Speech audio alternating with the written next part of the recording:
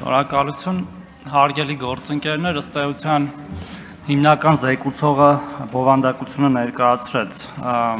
վարկի։ Ես ուզում եմ հավելել, որ սա ըստ էության ծրագրային վարկ է, որը խթանելու է կարևոր բարեփոխում։ Կարևոր բարեփոխման որոշ բաղադրիչների տիկին Անուշյանը անդրադարձավ։ Ես կարծում եմ, որևէ մեկի մոտ առնվազն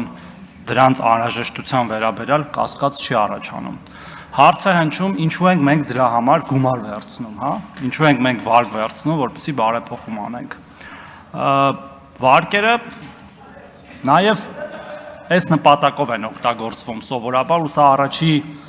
վարկը չի, որը միտված է բարեփոխման աջակցելու, բայց մի այլ մեխանիզմով, որտեղ օրինակ ժամանակին էլի են եղել համաշխարհային բանկի վարկեր, որոնք որ ի սկզբանե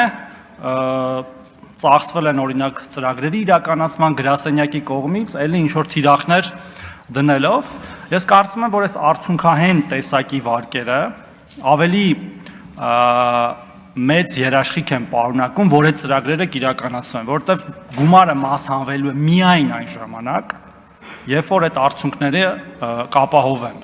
Արդյունքների ապահովման գործում լինելու է նաև, որպեսզի մեր գործընկերները իմանան, անկախ վերահսկող մարմին, այսինքն արդյունքների վերիֆիկացիան, արդյոք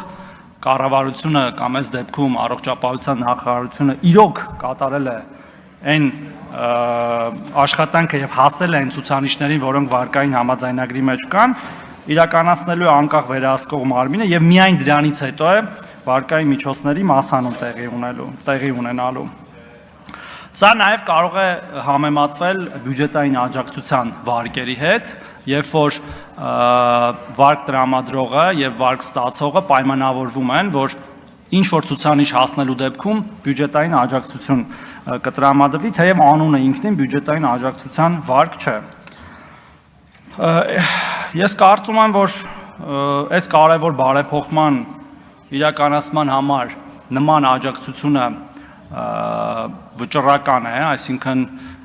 մենք պետք է ունենանք սա, եւ կարծում եմ, որ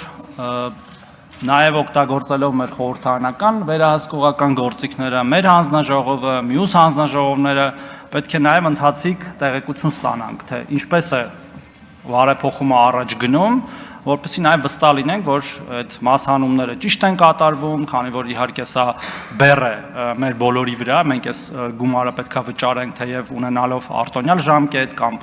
ցածր տոկոսադրույք, եւ ես կոչ եմ անում օգտագործել մեր այդ գործիքը խորհրդարանական վերահսկողության, ֆինանսա-բյուջետային հանձնաժողովը, բոլոր պատգամավորները, մեր հանձնաժողովը դա անելու համար։